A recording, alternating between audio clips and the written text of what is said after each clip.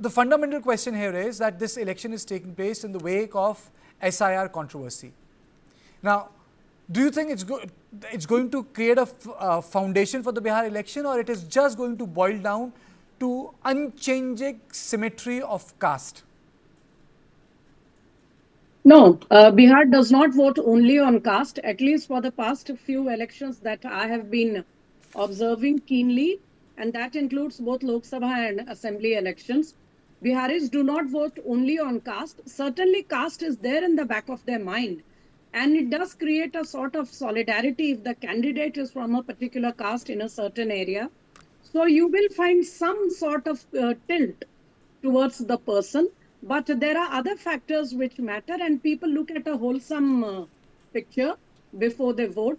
So to just break down Bihar elections to caste X, Y, Z, which people in Delhi tend to do, and then they say, oh, so many percent of this and so many percentage of that, and they build up an arithmetic, and when it doesn't show in the results, they blame somebody else.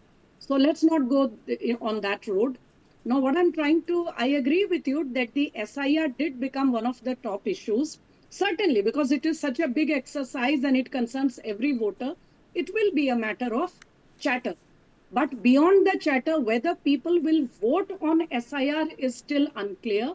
I have doubts on that because I will consider the SIR an electoral factor only if it shows that certain voters who had been voting in a certain way have shifted their voting, preference and gone to another side or party or candidate because of the SIR.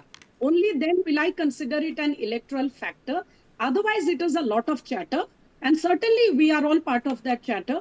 But will SIR change voting preferences of a woman or male voter? I'm not sure. Okay, let me take the opening comments from everyone. Sujata Paul, your opening comments. What is going to constitute the Bihar elections? Is it jobs? Is it law and order? Is it the performance of Nitish Kumar? Mr. Nitish Kumar has been in power since 24th November 2005, and there were only 276 days that Jiten Ram Majhi took over, and after that it has been him. Now, as far as he's concerned, we have seen that he has swayed with the party which will help him stay in power. And if you remember, last time he said that this was going to be the last election. And in 2020, we were in the midst of the pandemic, and there were a lot of allegations and accusations on a number of collectors for the counting of the postal ballots at the end, and the voting, the difference in that is the margin was very, very little.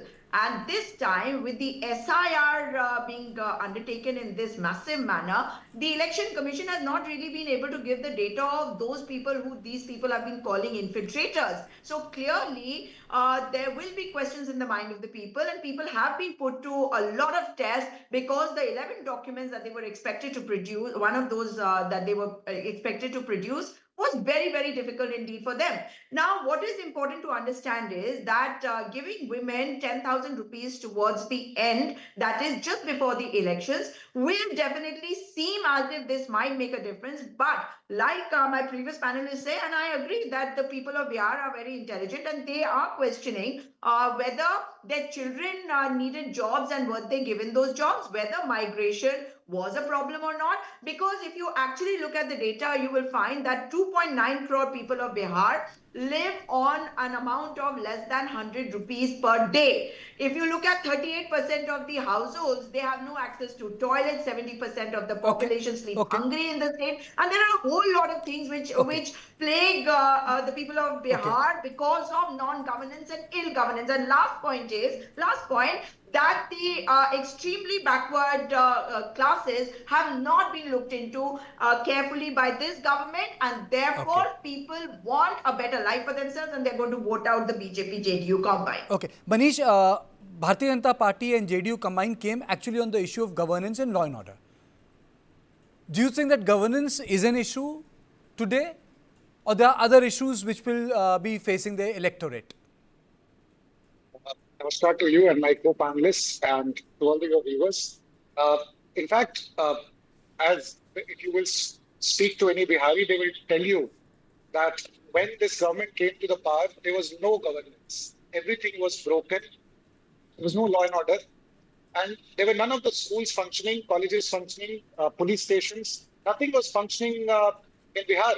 And I don't want to repeat the same data, which, it is public data as to what was the GDP of Bihar at that time and what it is right now. So we are basically comparing a very broken state 20 years back, which was zero at that time.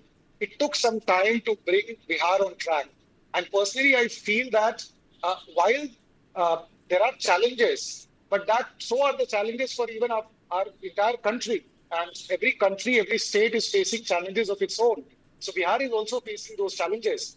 But this, I would say that after independence has been a golden period for Bihar with the kind of governance which Mr. Nitish Kumar along with NDA has given. Now, ma'am was telling about some of the data in terms of, I feel that Congress has to come out of whining and blaming Election Commission, right? Until unless they come out of that, I don't think they would be of any, significance or any impact in the state.